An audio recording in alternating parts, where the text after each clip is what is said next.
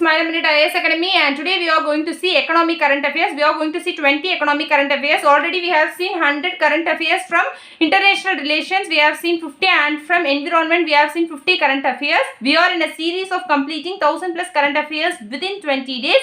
So in that series we are going to see economy now. So in economy, the first thing which we are going to see is Finance Commission. So Finance Commission is a constitutional body, and the main role of the Finance Commission is to distribute the revenue of the union between the center and the states. It is vertical devolution. Vertical devolution is nothing but a distribution of the revenue of the union between the center and the states. Say center is having 100% revenue, it is distributed between the center and the states. 42% is given to the states. Now we are currently in the 15th Finance Commission, and this 42% will be distributed between all the states, that is 28 states. It should be distributed between the 48 states based on certain criteria.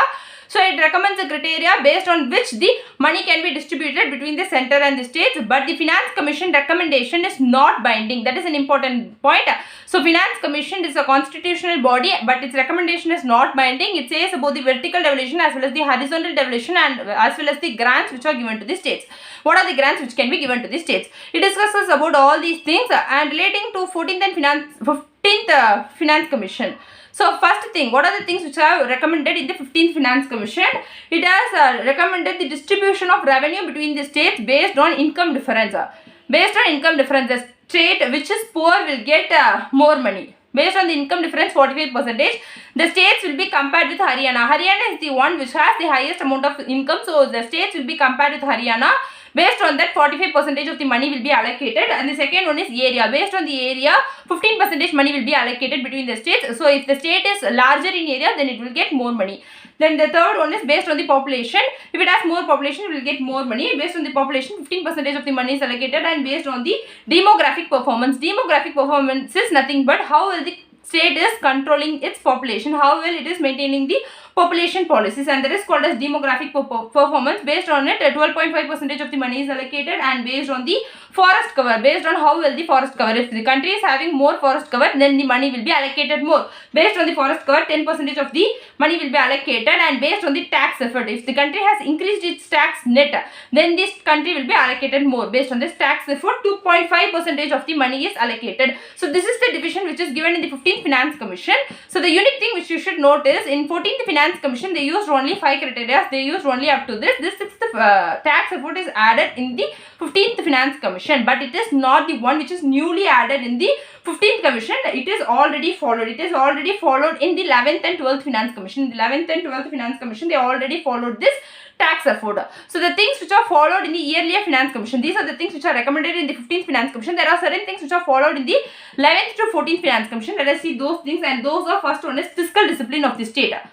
Fiscal discipline of the state is used in the 11th to 14th Finance Commission. From 11th to 13th Finance Commission, fiscal discipline of the state is used, and index of infrastructure. Index of infrastructure is used in 11th Finance Commission. Then tax effort.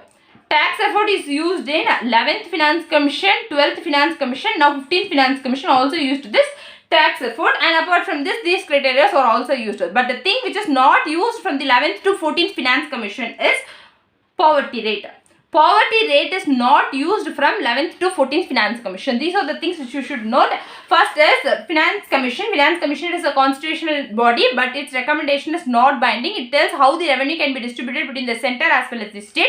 Now we are in the 15th Finance Commission. It recommends how the money can be distributed between the states. Based on these criteria, it can be distributed. First is income difference, 45% weightage, area 15%, population 15%, demographic performance 12.5%, forest cover 10%, and tax effort 2.5%. Tax effort is not there in the 14th Finance Commission, but it was there in 11th and 12th Finance Commission. And index of infrastructure is used in 11th Finance Commission. Fiscal discipline is used in 11th to 13th Finance Commission. The thing which is not used from 11th to 14th Finance Commission is poverty rate.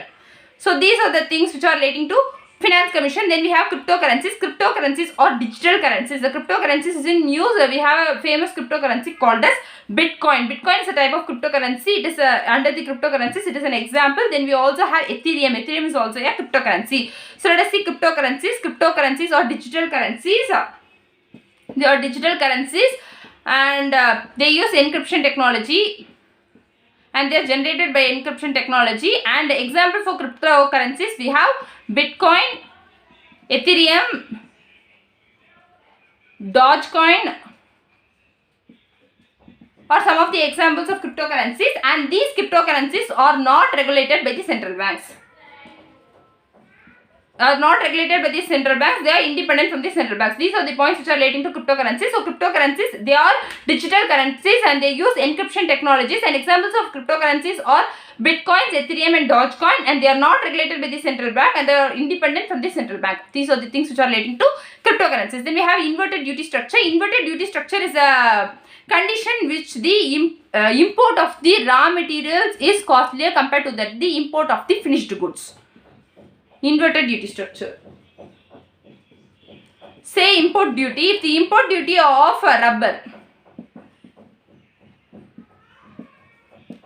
if the import duty of rubber is 1000 rupees, and if the import duty of tire is 500 rupees, then people won't purchase. Then the domestic producers, domestic manufacturers won't purchase this rubber to produce tire. Why? Because this the cost of raw material. So the import of the raw material is costlier compared to the import of the finished goods. So because this condition is called as inverted duty structure. So inverted duty structure is a condition in which the import duty of the raw material is high compared to the import duty of the finished goods. So that is called as inverted duty structure. What happens during this inverted duty structure is domestic value addition will be reduced. Why? Because they need to purchase the raw materials, and if they need to make a domestic value addition, then the product will become more costlier. So the domestic value addition will be reduced and the associated foreign direct investment will be reduced. So say if a foreign company need to invest in a tire company in India, if there is an inverted duty structure, then the cost of the tire in India will be so high, then the foreign direct investment will be reduced in the tire companies. And the import of the raw materials will also be reduced. People will be more encouraged, people will be more interested to buy the finished products from foreign itself, because the import duty of the finished product is low compared to that of import duty of the raw material, right? So these are the things which happen during the inverted duty structure. So inverted duty structure is a condition in which the import of the raw material is costly compared to that of import of the finished goods, and during that what happens is the associated foreign direct investment will decrease and the domestic value addition will decrease, and the people will be encouraged to purchase the product from the foreign compared to that of domestic products, because domestic products will become costly. And then we have non-tariff barriers. We have earlier seen tariff barriers and non-tariff barriers. So the tariff barriers are the one which are by tax. So through tax, if a barrier is imposed on international trade, then it is called as tariff barrier. In this tariff barrier, we have customs. In this, we have countervailing duty as well as anti-dumping duty. These are some of the duties which are imposed to restrict some foreign products. And apart from the tariff measures, we have some non-tariff measures. Non-tariff measures are measures in which the tax is not imposed, but some restrictions are imposed on the products. The non-tariff measures are in use. Example for non-tariff measure, we have sanitary and phytosanitary agreement. Sanitary and phytosanitary agreement is imposing some restrictions like quality. The quality of the product. Say example, usually I take mango. So mango, if it is going to be exported from India to America, they will set some standards for the mango. They set some fertilizer standards, pesticide standards, among the amount of chemicals that can be used on that particular agricultural product. And based on these criteria, they filter the products. So they might ban our mangoes and other things in their country. So that is called a sanitary and phytosanitary agreement. It is also a method to restrict the trade. It is also a method to restrict the trade.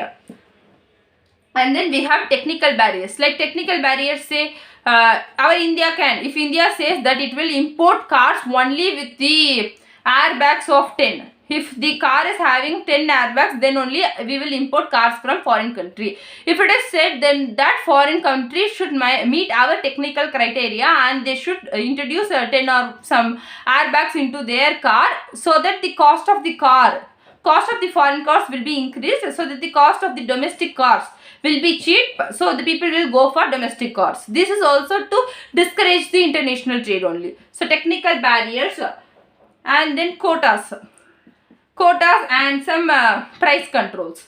So quotas means in this what happens is they will fix some limit. Only 1,000 tons of steels can be imported, and apart from that it should be procured only from the domestic industry. If they say more than 1,000 tons of steel cannot be procured, so likewise they fix some quotas.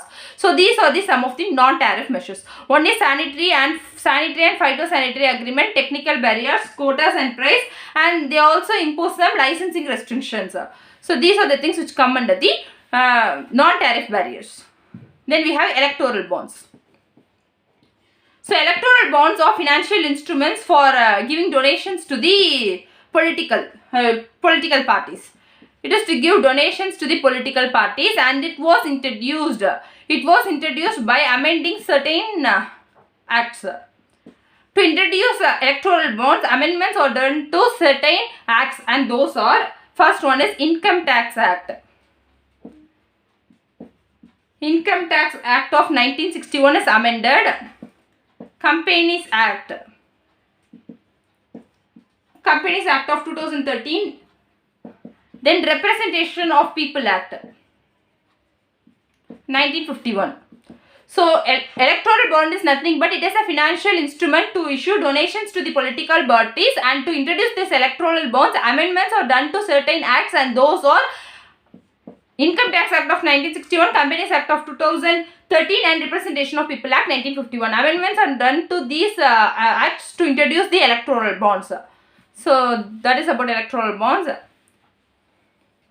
And relating farmers, there is a recent survey which says that the amount of small and marginal farmers, in India has increased. That is a thing you should note. Generally, if they ask the number of farmers in India is decreased, yeah, it is right. The number of farmers is decreased. The number of persons who take farming as the employment, number of persons who work in agriculture has declined. That is right. But the number of small and marginal farmers has increased. Why? Because there is a problem called as land fragmentation in India. Because of this, many are owning small land, and the number of small and marginal farmers are getting increased.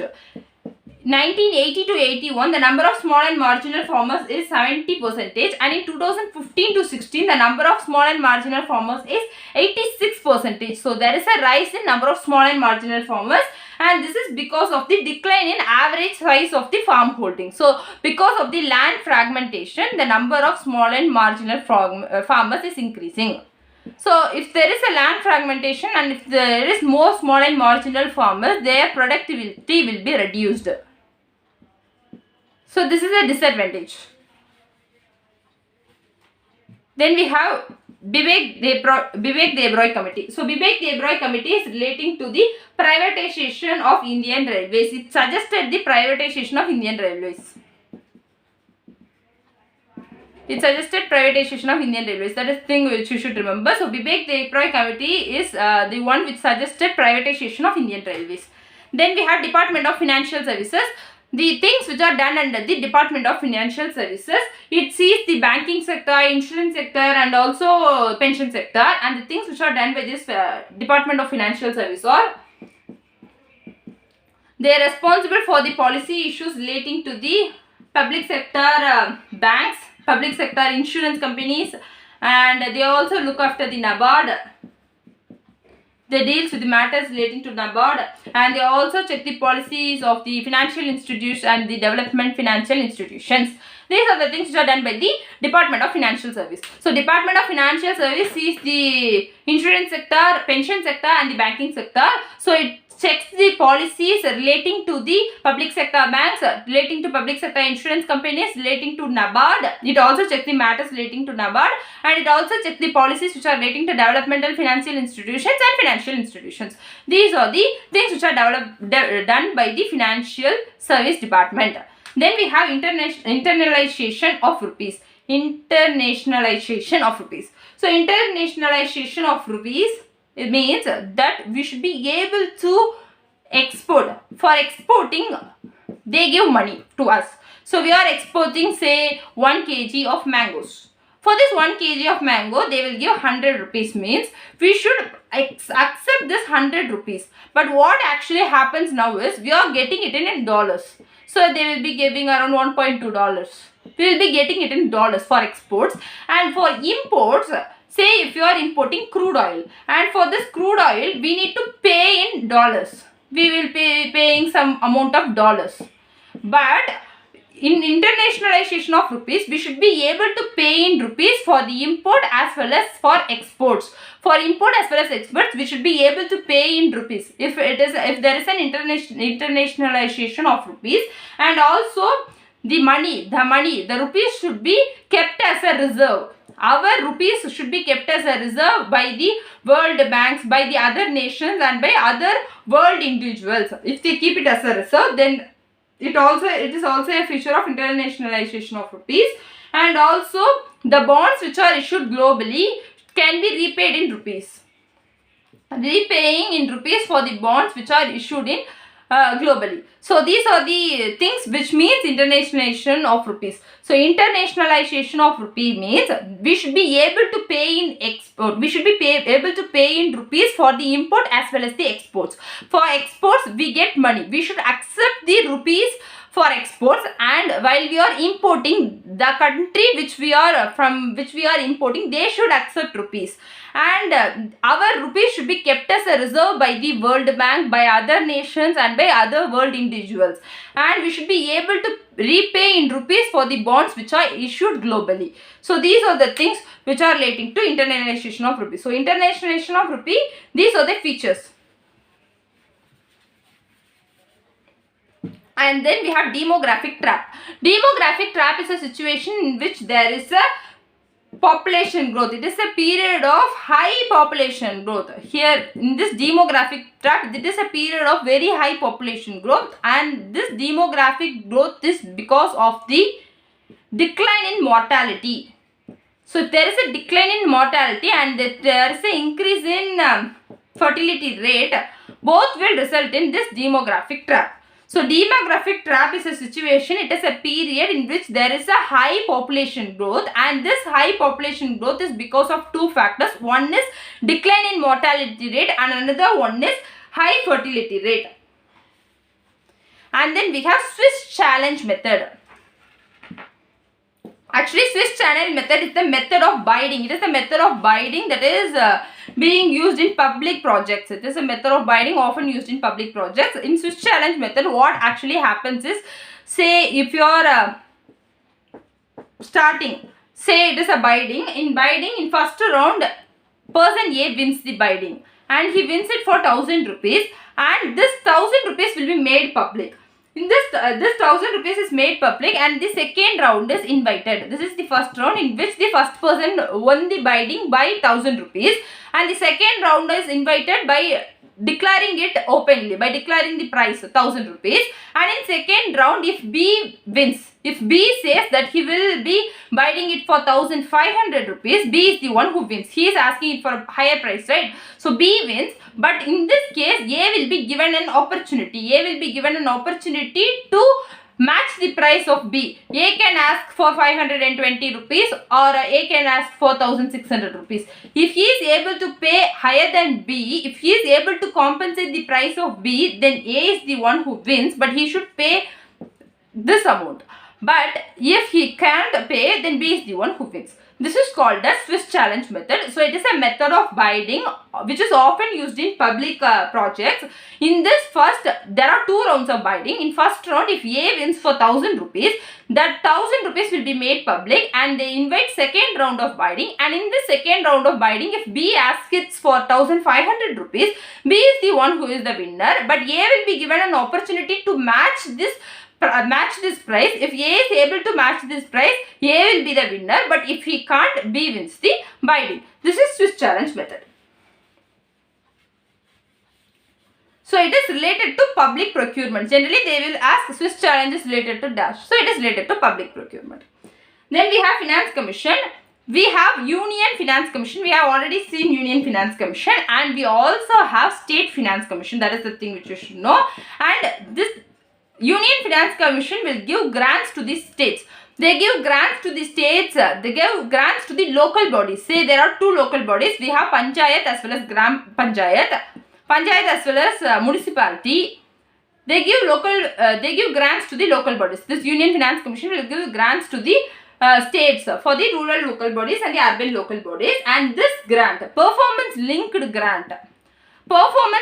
grant was introduced in the 13th Finance Commission. So performance linked grant is introduced in the 13th Finance Commission, and the 14th Finance Commission also used this performance linked grant to the states. To the states, panchayat as well as the municipalities. So the performance linked grant is introduced in the 13th Finance Commission. That is the thing which you should note. So Finance Commission, we have State Finance Commission as well as the Union Finance Commission. Union Finance Commission give grants to the states local bodies, and while giving grants to the states local bodies, it was introduced in the 13th Finance Commission. 13th Finance Commission has introduced performance based share, and it is also used in 14th Finance Commission, and in 15th Finance Commission also they recommended grants for the local bodies, and that is why it is in use. 15th Finance Commission also recommended grants for the rural local bodies as well as the urban local bodies. And then we have crude oil. More than 2/3 of the crude oil that India is using is obtained from the Gulf region. More than 2/3 of the crude oil that India is importing is from Gulf region. And India is the top importer of crude oil from the Suez Canal. So these are the things. Crude oil, relating crude oil, 2/3 of the crude oil. More than 2/3 of the crude oil is from the Gulf region for India, and India is the top importer of crude oil from the Suez Canal. This is the two important points. And India's top importer of crude oil is from Iraq. Iraq is the top importer source for India. And then we have pre-pack. Pre-pack is under the Insolvency and Bankruptcy Code. It is under the Insolvency and Bankruptcy Code. It is a insolvency resolution mechanism. It is under the Insolvency and Bankruptcy Code. It is an insolvency resolution for MSMEs who have a default up to ₹1 crore. So that is the thing you should note. It is up to the ₹1 crore. And this pre-pack, there will be this pre-pack is nothing but they will reach an agreement between the creditor and the investor will reach into an agreement where the creditor will agree to the terms with the investor, and they will seek approval from the National Company Law Tribunal. They seek approval from the National Company Law Tribunal. This is pre-pack. So pre-pack is under the Insolvency and Bankruptcy Code. It is an insolvency resolution mechanism for the MSME sectors up to a default of ₹1 crore. And in this insolvency resolution mechanism, a debt of the distressed company, the resolution of the debt of the distressed company through an agreement. The agreement is between the creditor and the investor. The creditor and the investor will accept to the conditions, will accept to the agreement, and they will approach the National Company Law Tribunal for approval.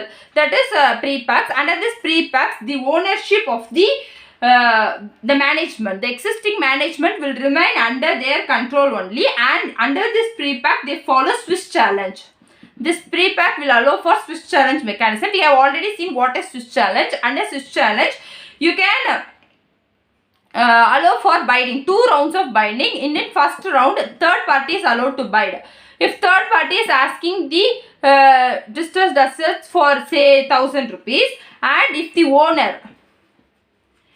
owner can match this ₹1,000, then he wins, or else it should be handed to the third party.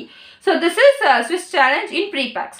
So pre-packs is an insolvency resolution mechanism for MSME sectors with defaults up to ₹1 crore, and this comes under the Insolvency and Bankruptcy Code. Under this, the creditor and investor will come into an agreement, and they will seek approval from the National Company Law Tribunal. Under this pre-pack, they allow Swiss challenge method, under which a third party will be claiming in the first round. He will be claiming it for say ₹1,000. Then the owner of the company should claim it higher than that. Then he wins the binding.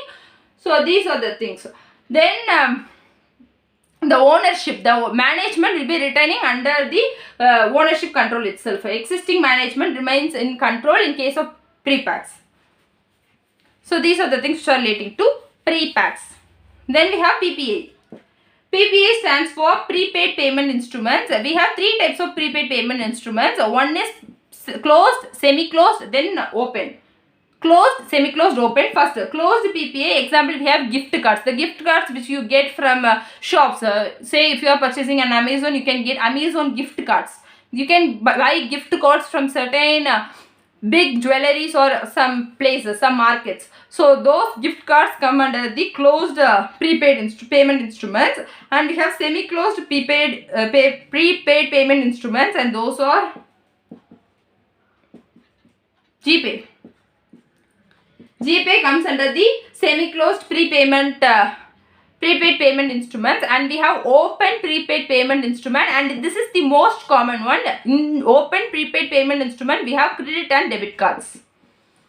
So what are the things which can be done by this prepaid payment instruments? That is in question. So the things which can be done by this prepaid payment instrument is, using this we can purchase goods and services. So using gift cards also you can purchase goods and services. Using GPay also you can purchase goods and services. Using credit card and debit card also you can purchase goods and services. And you can transfer money.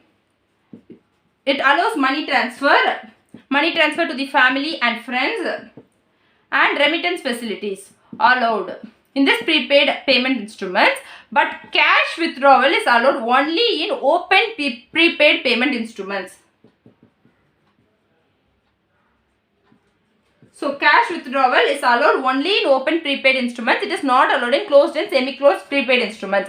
So prepaid payment instruments, we have three types: closed, semi-closed and open. In closed prepaid payment instruments, we have gift cards, and in semi-closed prepaid payment instrument, we have GPay, and in open prepaid instruments, we have credit card and debit card.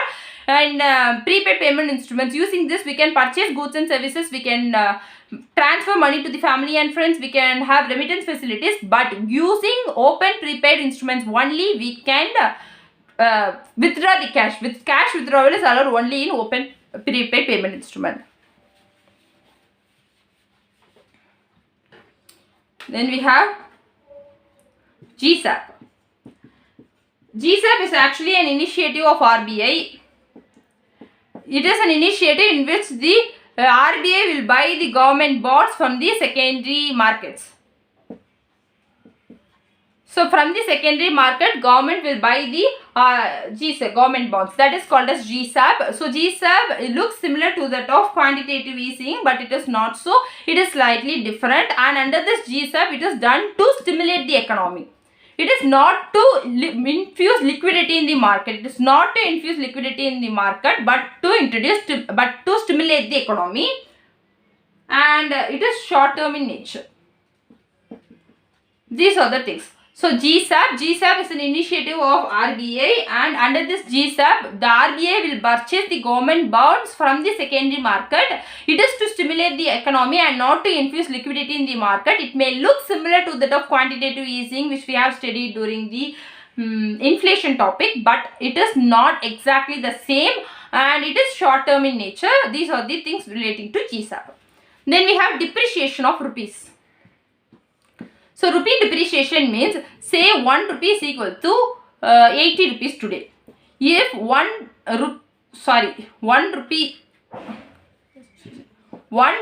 is equal to 80 rupees today, so if $1 is equal to 100 rupees tomorrow, this is rupee depreciation. Rupee has lost its value. Then it is called as rupee depreciation. There are persons who are going to get affected by this rupee depreciation, or we are going to see the persons who are going to get affected by this rupee depreciation, and those are persons who are going to abroad for studies. Who are going to foreign travel, and who are in import business, and who are investing in abroad will get affected. So these are the persons who are going to get affected by the depreciation of rupee. If the rupee is going to lose its value, if today rupee's value is 80 rupees is equal to $1, and if tomorrow 100 rupees is equal to $1, and if day after tomorrow 120 rupees is equal to $1, if the rupee value is decreasing, then it is called as depreciation of rupees. Because of this depreciation of rupees, the persons who are going to get affected is, first one is persons who are going to abroad for education, persons who are going for foreign travel, and the persons who are going to invest in abroad, and the person who is doing import business is going to get affected. Why? Because to go and study in abroad, you need the dollars. You need dollars to study in USA or other country. So that you should give 80 rupees to get $1 today. But if the value of money has reduced, if there is a depreciation in rupees, tomorrow you need to give 100 rupees for this $1. So say let us take 80 lakh rupee, 100 lakh rupee, 1 lakh dollar, 1 lakh dollar. So today you have planned a trip to foreign country. You have planned a trip to foreign country, and you thought that you need $1 for 1 lakh dollars for this trip. Today the rupee value is 80 rupees is equal to $1. If tomorrow it is going to lose its value, means you need to give 100 lakhs to get 1 lakh dollars. So that is the case. So import also will get affected. But the persons who are going to get benefited by the depreciation of rupee is exporters. Exporters will get benefited, and the NRIs who is sending money from abroad will get benefited. So the persons who are going to get benefited is exporters and NRI, and the person who is going to get affected is importers, and the person who is going to foreign for studies, and the person going to foreign for travel, tourism, and the person who is interested to invest in abroad are the persons who are going to get affected. And WTPA and CPA are the methods to measure inflation. We have two types to measure inflation, and one is WPA, wholesale price index, another one is CPA, consumer price index. Another consumer price index only. Currently we are using wholesale price index is by chief economic advisor. Under the CPA we have three things, and the three things will be lastly merged by the central statistical office. So this wholesale price index deals about the wholesale level, whereas the CPA deals on the consumer side.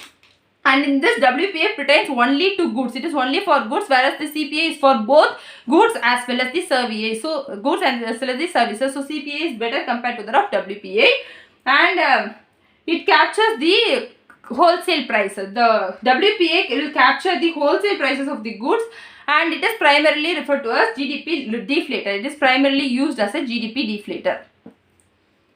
So these are the things. First, to measure inflation, we have two methods. One is WPA, another one is CPA. WPA stands for wholesale price index. Under the wholesale price index, they use the wholesale price, and it is used.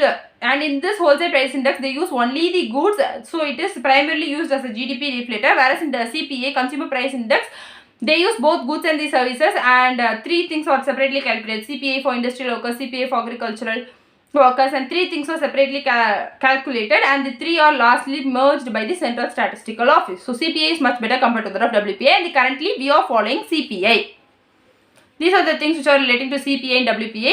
Relating mobile wallets. Mobile wallets is nothing but the Airtel Money, Amazon Pay, Paytm, everything are considered as mobile wallets.